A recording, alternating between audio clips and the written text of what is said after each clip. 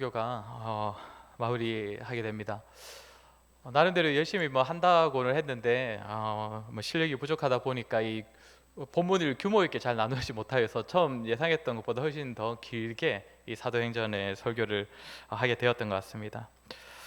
이 사도행전의 설교가 목사인 저에게만 이 아니라 우리 성도님들에게도 유익이 되셨을기를 간절히 바라고요. 이제 사도행전의 마지막 본문을 다루면서 우리가 앞에서 사도행전에서 계속적으로 살펴왔었던 이 핵심 주제들을 다시 한번 확인하려고 합니다.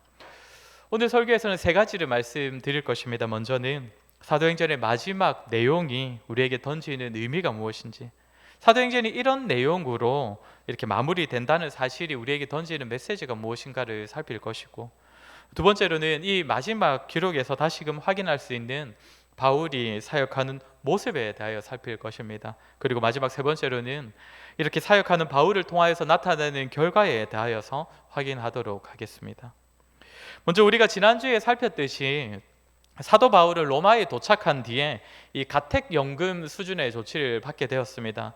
한 사람의 군인만이 이 바울을 지키고 바울은 일정한 특정한 집에 거주하면서 다른 사람들을 거기로 불러 초청하여 같이 만나서 교제할 수 있을 정도의 그런 조치를 받게 되었습니다. 그래야 바울은 자신의 집으로 로마 지역에 있는 유대인들을 먼저 초청하여서 그들에게 복음을 전하였고, 그들 중에는 이 복음을 받아들인 사람도 있고 복음을 받아들이지 않았던 사람도 있다라고 기록하고, 그리고 오늘 이 본문의 이 두 절 말씀으로 이 사도행전은 마무리가 되어집니다. 그런데 성도 여러분들께서는 어떻게 느끼실지 모르겠지만 이 사도행전의 마지막 내용을 보면 뭔가 확실하게 마무리가 되지 않는 듯한 느낌을 받게 됩니다. 그렇지 않습니까? 이 바울은 에베소에서 로마로 가서 복음을 전하겠다는 그런 마음을 품었습니다. 로마도 보아야 하리라며 로마에 가서 복음을 전하겠다 그런 마음을 품었지요. 그리고 하나님께서도 바울에게 너가 장차 로마로 가서 가이사 앞에 서야 할 것이다, 거기서도 나를 증언하게 될 것이다 라는 약속의 말씀을 주셨습니다. 그런데 사도행전의 마무리는 어떠합니까? 로마에서 바울이 어떻게 무슨 사역을 했는지를 말하고 있지 않습니다. 바울을 통해 로마에서 무슨 일이 일어났는지, 앞서 1차, 2차, 3차 전도 여행의 그 각종 여러 지역에 있었던 일들이 이 로마에서도 일어났는지, 도대체 바울이 어떻게 사역했기에 이 로마가 몇 년 안 지나서 불과 몇백 년, 한 200년 정도 지나고 나면 이제 기독교의 중심지가 되어버리는데 도대체 바울이 그에 어떤 영향을 주었는지를 사도행전은 말하지 않는다는 것입니다. 바울이 기록한 서신서들을 보면 오늘 이 사도행전 마지막에서 확인할 수 있는 이 사건의 이 시점 이후에도 바울은 계속적으로 사역했다는 사실을 우리가 확인할 수가 있습니다. 이 빌립보서, 에베소서, 빌레몬서 같은 이 성경들은 이 사도행전 이 마지막에서 말하고 있는 이 가택연금 때의 이 시기에 기록한 서신서들입니다. 그러니까 그 서신서들을 보면 바울은 이 사도행전 이후로도, 이 시점 이후로도 계속적으로 사역을 했다는 것, 특히 서신서를 보내면서 세워진 교회들을 돌아보는 사역들을 계속했다는 것을 우리가 알 수 있습니다. 그리고 디모데 전서나 디도서 같은 경우에는 바울이 가택연금에서 이제 풀린 뒤로 이제 많은 신학자들은 바울은 다시 한번 전도 여행을 떠났다라고 그렇게 보는데, 그 시기 동안에 또 사역하고 있는 그 시기 동안에 기록한 성경들입니다. 그리고 바울이 마지막으로 기록한 성경인 디모데후서는 바울이 다시 한번 로마의 감옥에 갇히게 되었을 때에, 그때는 이제 가택연금 수준이 아니라 정말 감옥이었는데, 즉 순교를 얼마 앞두고 있지 않았을 그때 기록한 성경이 디모데후서입니다. 그러니 사도행전의 기록은 여기서 끝이 나지만 바울의 사역은 어떠했다는 것입니까? 계속되었다는 것입니다. 가택연금 중에도 서신서를 기록하고 또 전도 여행도 한 번 더 다녀오고 다시 한번 갇혀서 순교하기 직전까지 바울은 자신의 사명을 끝까지 다 감당했다는 것입니다. 그럼에도 불구하고 사도행전은 오늘 이 본문 이후로도 바울이 대략 4, 5년 정도 더 사역을 감당했음에도 불구하고 왜 성경은 바울의 사역에 대한 기록을 여기서 마무리하고 있는 것일까요? 그것은 이제 바울이 하던 사역이 더 이상 바울만의 사역이 아니기 때문입니다. 이제는 바울의 사역, 그 사명을 감당할 또 다른 자들이 많이 세워졌기 때문입니다. 사도행전에서 우리가 살폈던 것은 먼저는 베드로였고, 그리고 스데반, 빌립, 그리고 바울의 이야기를 살피면서 특정한 한 사람을 통하여서 수많은 교회, 수많은 성도들이 세워진 그 역사들을 우리가 확인할 수 있었습니다. 그리고는 사도행전을 마지막으로 더 이상은 한 사람이, 특정한 누군가가 많은 교회와 성도들을 세웠다는 그런 역사를 말하고 있지 않습니다. 왜 그러겠습니까? 이제는 특정한 한 사람이 아니라 그들의 사역 모두 교회와 성도들에게 다 전이가 되었기 때문입니다. 이제는 베드로나 바울과 같이 특정한 몇몇 사람들이 중심이 되어 감당해야 하는 사역이 아니라, 그런 사역들이 따로 있는 것이 아니라, 이제는 그들의 사역이 적어도 성경의 기록으로는 본격적으로 이제는 사도가 아니라 교회와 성도들에게 다 전이되어서 이제는 사도들의 시대는 끝이 나고 이제는 교회와 성도의 시대가 시작되었음을 보여준다는 것입니다. 이제는 사역의 촛대가 베드로, 바울, 빌립이 아니라 교회와 성도라는 것입니다. 그렇게 사도행전은 베드로나 바울의 죽음을 따로 말하고 있지 않습니다. 그들이 죽음으로써 그들의 사역이 끝나는 것이 아니라 그들이 여전히 살아서 죽지 않고 사역을 여전히 감당하고 있어도 이제는 교회의 시대가 출발하여 있기 때문에 한 사람에 대한 기록은 오늘 본문을 끝으로 이제 마무리시켜 버린다는 것입니다.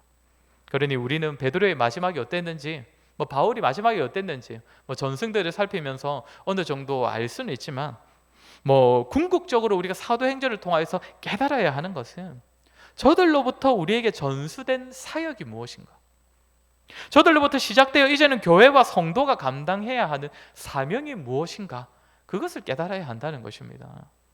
사랑하는 성도 여러분, 오늘 사도행전의 내용이 이런 식으로 마무리되는 것을 살피면서 우리가 기억해야 할 사실이 무엇입니까? 복음은, 이 사도행전에 기록된 복음의 역사는 베드로와 바울과 같은 그런 특정한 사람들만의 전유물이 아니라는 것입니다. 이제는 바톤 터치가 이루어졌다는 것이죠. 바울과 베드로는 이제 역사의 뒤안길로 사라졌지만 이들로 말미암아 세워진 교회와 성도들이 그들의 뒤를 이어 복음을 지키고 전하여서 복음은 계속적으로 폭발적으로 전파되었고 장차 로마까지 집어삼키게 됩니다. 그리고 이제 그 사명은, 그들의 사역은 오늘날 저와 여러분, 우리 교회의 사역과 사명이 된 것입니다. 그렇게 우리는 사도행전의 역사를 살피면서 사건과 그 내용만 기억하는 것이 아니라 우리의 사명을 되새기는 일들이 필요한 것입니다. 저와 여러분에게 이런 마음이 좀 있었으면 좋겠습니다. 사도행전의 이야기는 그 당시에만 가능했던 특별한 누군가의 역사가 아니라, 누군가만 감당할 수 있었던 사역이 아니라, 그들만이 감당했고 그들만에게만 주어졌던 사명이 아니라 오늘날 바로 저와 여러분이 계속적으로 써내려 가야 하는 또 다른 행전이라는 사실, 우리가 반드시 기억해야 한다는 것입니다.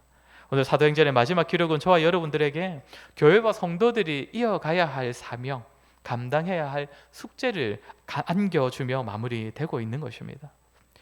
두 번째로 우리는 오늘 본문의 내용에서 바울이 마지막까지 어떤 모습으로 그 사역을 감당했었는지를 확인할 수 있습니다. 간단하게 말하자면 바울은 사역을 감당하는 그 모습에 있어서도, 또 바울은 전하는 그 내용에 있어서도 참되고 바른 모습으로 복음을 전하였습니다. 먼저 바울이 사역하던 모습입니다. 우리 30절을, 오늘 본문 30절을 같이 한번 읽도록 하겠습니다. 30절입니다. 시작.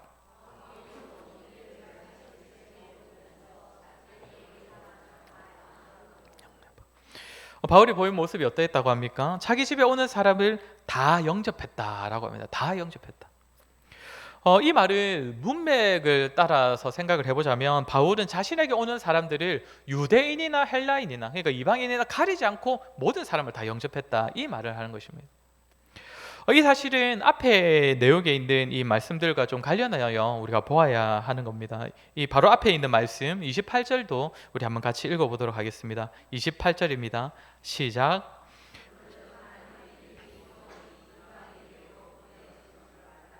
그들은 그것을 들으리라 하더라. 아멘.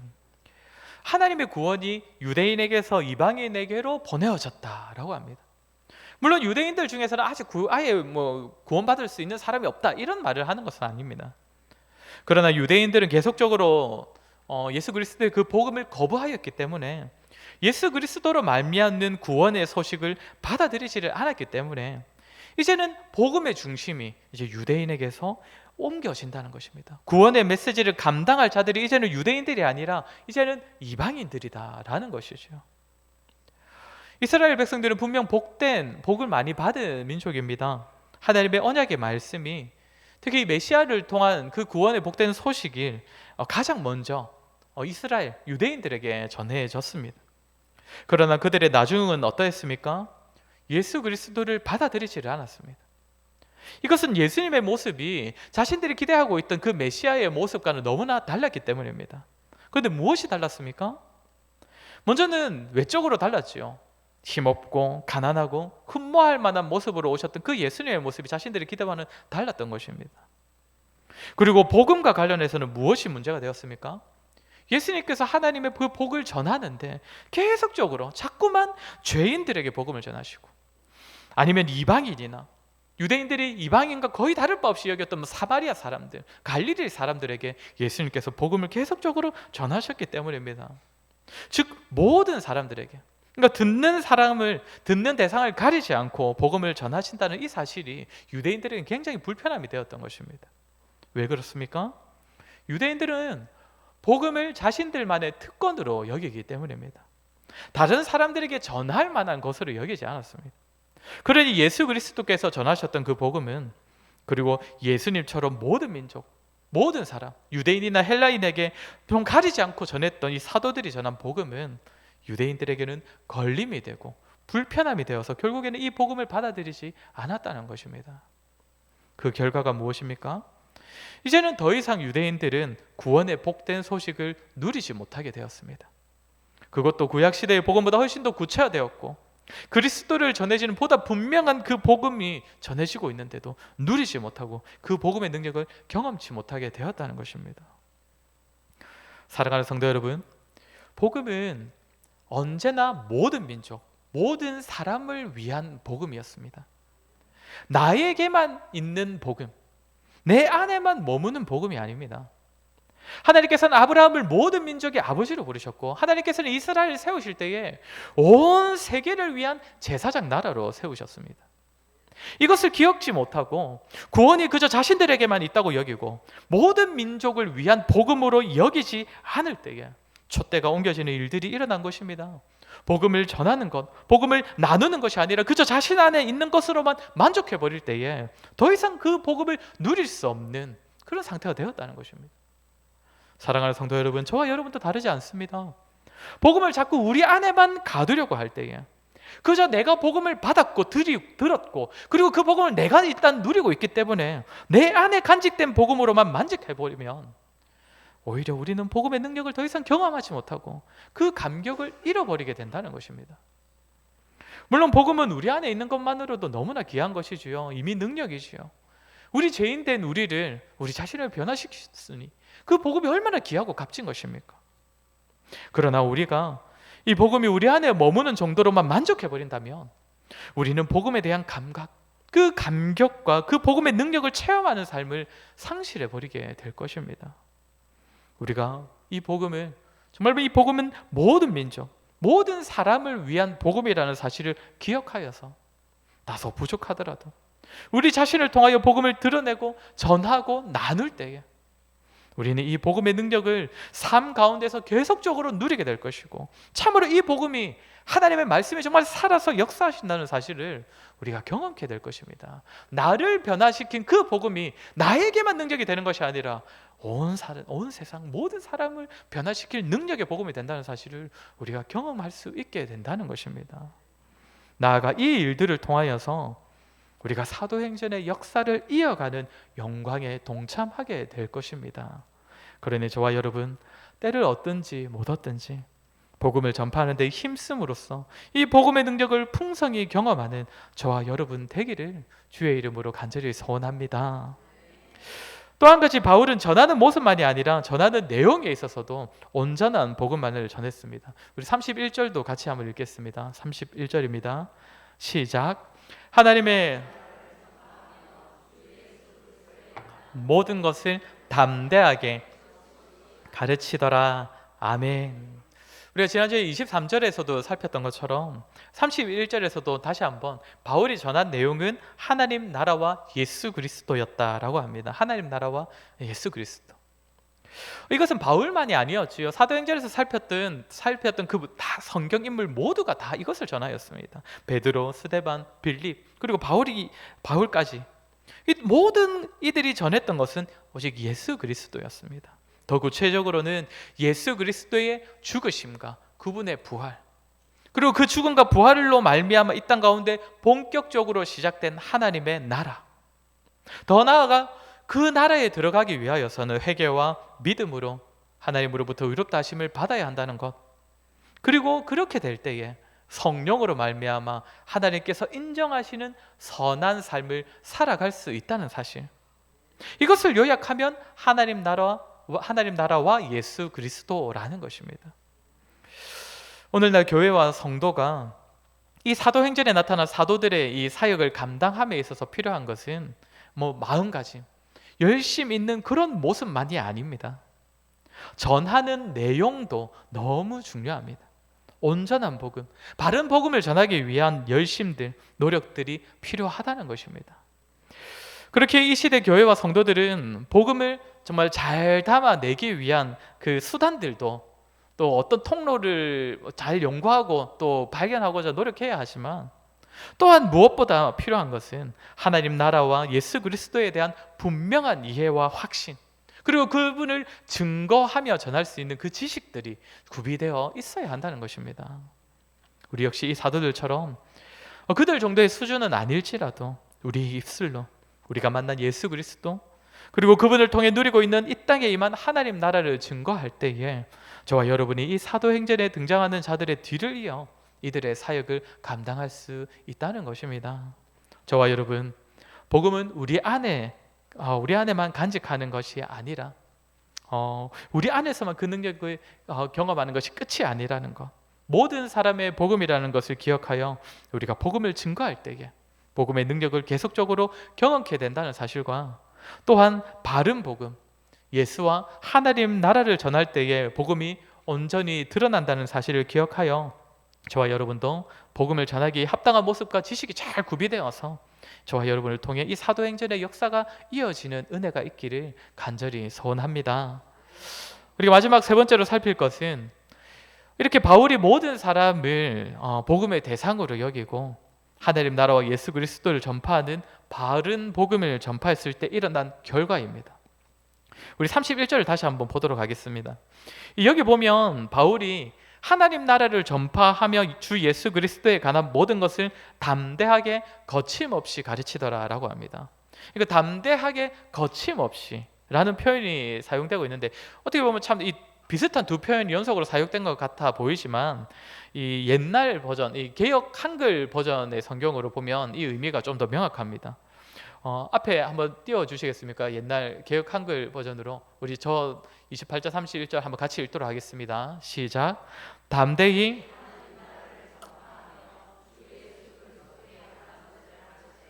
그 많은 사람이 없었더라. 그러니까 담대하다는 표현은 우리가 잘 알고 있는 이 담대하다는 표현과 동일한 것이고, 거침이 없었다라는 표현은 그 많은 사람이 없었다 이 말입니다.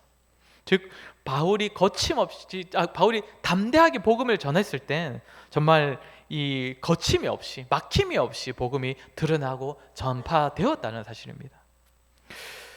우리가 이 사실은 사도행전에서 계속적으로 확인하지 않았습니까? 사도들을 통하여서 복음이 폭발적으로 전해지기 시작하자마자 어떤 일들이 있었습니까? 오순절 성령 강림 직후에 있었던 일들은 이제는 본격적으로 교회와 복음을 박해하는 일들도 동시에 일어났다는 것입니다. 그러니까 폭발적으로 성도들이 많이 일어났는데 복음을 박해하는 사람들도, 교회를 박해하는 사람들도 다수가 일어났습니다. 세력이 일어났습니다. 그리고 교회 안으로도 많은 문제가 있지 않았습니까? 아나니아와 삽비라 같은 그런 사람들도 있었고요. 그리고 구제에 있어서는 행정적인 문제들이 발생하기도 했고, 거짓 교사들이 들어와서 복음을 희석시키는 일들도 일어났습니다. 그러나 그런 일들이 있었음에도 불구하고 복음은 어떠했습니까? 전혀 막히지를 않았습니다. 거침이 없었습니다. 오히려 그런 고난의 순간들을 통하여서 방해의 세력들 앞에서 복음이 더욱더 견고해져서 분명하고 빠르게 더 폭발적으로 확산되었다는 것입니다. 그리고 우리가 또 하나 확인했던 사실은 무엇입니까? 복음을 전하는 자들의 부족함이었지요. 복음을 처음 전하기 시작했던 그 사람들은 어떤 사람들이었습니까? 본래 예수님을 따라다니다가 결국에는 겁이 많아서 도망쳤던 자들 아닙니까? 배신했던 자들. 그리고 바울은 또 어떤 사람이었습니까? 복음을 정면에서 원래는 거부하고 가로막았던 그런 패역한 자였습니다. 그러나 그들의 부족함과 완악함과 연약함으로 인하여서 복음이 가로막혔습니까? 전혀 그러지 않았죠. 우리 하나님께서 성령으로 말미암아 그를 변화시키시고 복음에 합당한 자로 세우셔서 그 부족했던 자들로 말미암아 복음이 보다 분명하게 바른 복음이 전파되었던 것입니다. 바울의 고백대로 내가 약한 그때의 강함이라 그리스도의 능력이 이 약하고 악한 자들에게 나타나서 복음이 이런 자들의 부족함으로 인하여서도 전혀 막히지 않고 오히려 폭발적으로 전파되었다는 것입니다. 사랑하는 성도 여러분, 저와 여러분도 동일하지 않겠습니까? 우리가 이 복음을 모든 사람들을 위한 복음으로 여겨서 부지런히 전하고 또 전파할 때에 또 헛된 말로 전하지 아니하고 바른 복음을 전할 때에 우리를 통해서 전해지는 복음도 그 어느 것 하나 거침이 없이 전해질 수 있다는 것입니다. 기억할 것은 복음을 전할 때 전혀 방해가 없다는 의미가 아닙니다. 전혀 어려움이 없을 거라는 그런 의미는 아니라는 겁니다. 우리가 바른 복음을 전하면 반드시 우리에게도 복음을 방해하는 그런 어려움들이 다가오게 될 것입니다. 사실 그렇지 않습니까? 우리가 복음을 전하지 않기만 하면, 우리가 복음을 드러내어 말하지 않는다면 우리가 하나님을 믿는다는 사실, 우리가 복음을 가지고 있다는 사실을 불편하게 여길 만한 사람이 누가 있겠습니까? 아무도 우리를 방해하지 않을 것입니다. 우리가 전하지만 않는다면. 그러나 우리가 이 복음을 우리 안에 있는 것이 아니라 우리를 통하여서 복음이 드러나야 한다라고 여기면서 우리가 드러내어 말하기 시작하면 점점 우리를 꺼려하는 사람들, 우리를 불편하게 여기는 사람들, 우리를 거부하는 사람들을 많이 만나게 될 것입니다. 그리고 우리가 복음을 전하더라도 우리가 본질적인 바른 복음, 하나님 나라와 예수 그리스도를 전하는 것이 아니라 정말 사람들이 듣기 좋은 소리만 골라서 한다면 그 복음을 누가 불편하게 여기겠습니까? 우리가 그저 정말 평안과 그저 복과 그저 좋은 것들, 기쁨 이런 것들만 전한다면 그것을 전할 때에 듣기 싫어하는 사람 아무도 없을 것입니다. 그러나 우리가 복음을 전하되 바른 복음을 전한다면 예수 그리스도와 하나님 나라를 전하고 그러기 위해서 죄와 심판을 말하고 그래서 회개를 말하고 그래 할 때에 때로는 불편하게 여기는 사람들을 만나게 되겠지요. 그러나 사랑하는 성도 여러분, 이렇게 우리가 정말 복음을 우리 안에만 담아두지 않고 드러내어 전하고 바른 복음을 전하면 때때로 우리를 싫어하는 사람을 만날 수도 있고 우리를 회피하는 사람을 만날 수 있겠지만 그럼에도 불구하고 사도행전의 역사가 말해주는 것처럼 우리를 통하여 복음은 거침없이 전파되게 될 것입니다. 우리가 숨기지 아니하고 말하고 우리가 다른 복음을 말하지 않고 바른 복음을 말한다면 반드시 이 복음은 우리의 삶의 현장에서 열매를 맺게 된다는 것입니다. 그러니 저와 여러분 더 이상 감추지 않았으면 좋겠습니다. 복음이 정말 우리를 통하여서 드러낼 때에 사도들만이 그런 역사를 이룰 수 있다는 것이 아니라 저와 여러분도 복음 자체의 능력이 있기 때문에 그 능력이 드러날 수 있다는 것, 열매를 맺을 수 있다는 사실을 기억하여 전파하기를 정말 힘써 정말 노력하는 저와 여러분이 되었으면 좋겠습니다. 그리고 또 하나 기억할 것이 무엇입니까? 우리의 연약함과 우리의 부족함도 복음을 가로막지 못한다는 사실입니다. 능력은 우리에게 있는 것이 아닙니다. 사람을 변화시켜 돌이키는 능력은 우리에게 있는 것이 아니죠. 우리가 전하는 복음과 그 말씀에 있는 것 아닙니까? 우리는 참으로 연약합니다. 부족합니다. 성도가 스스로의 연약함과 그 죄성을 깨닫고 그 부족함을 서로 나누고 고백하는 것은 너무나 중요합니다. 그런 나눔들은 반드시 있어져야 하지요. 그러나 성도의 고백은 거기서 멈추면 안 됩니다. 자신의 연약함을 고백하는 데서 멈추면 안 됩니다. 우리의 연약함은 고백하지만 예수 그리스도의 강함과 예수 그리스도께서 우리에게 전해주신 그 복음과 말씀의 그 강함을 동시에 고백할 수 있어야 한다는 것입니다. 그렇게 우리가 부족하더라도 우리가 이 복음을 전하기만 하면 복음을 통하여서 능력이 드러난다는 것. 우리가 부족하더라도 우리의 입술은 부족하더라도 다소 그 설명은 부족하더라도 우리를 통하여서 드러나는 복음은 강하다는 것. 능력이 있다는 것, 그 사실을 기억하여서 우리가 전한다면 반드시 열매를 맺게 된다는 것입니다. 그렇게 사랑하는 성도 여러분, 내가 아직 잘 몰라서, 내가 아직 믿음이 없어서, 나부터 아직 잘 살아내지를 못하여서, 그런 어떤 이유도 우리를 통해 전해지는 복음을 가로막지 못합니다. 그런데 우리는 핑계할 거리가 더 이상 없습니다. 다소 부족하더라도 우리가 그것을 전할 때에 그 어떤 것도 우리를 통하여서 전해지는 복음을 가로막지 못할 것입니다. 말씀을 마무리하겠습니다. 저와 여러분, 오늘 들은 말씀처럼 이 사도행전의 역사가 이제는 우리의 사명으로 이어진 줄로 알고, 이 부르심이 성도의 영광인 줄 알고, 이들이 보여주었던 삶에 동참하는 저와 여러분이 되었으면 좋겠습니다. 모든 사람을 위한 복음인 줄 알고 전하기를 힘쓰고, 또한 전할 때에 참된 복음을 전파하기를 힘씀으로써 삶 가운데 복음의 능력과 살아있는 하나님의 말씀을 경험하는 일들이 많이 있는 그러한 저와 여러분 되기를 주의 이름으로 간절히 소원합니다. 우리 시간 말씀을 기억하며 한번 같이 기도했으면 좋겠습니다.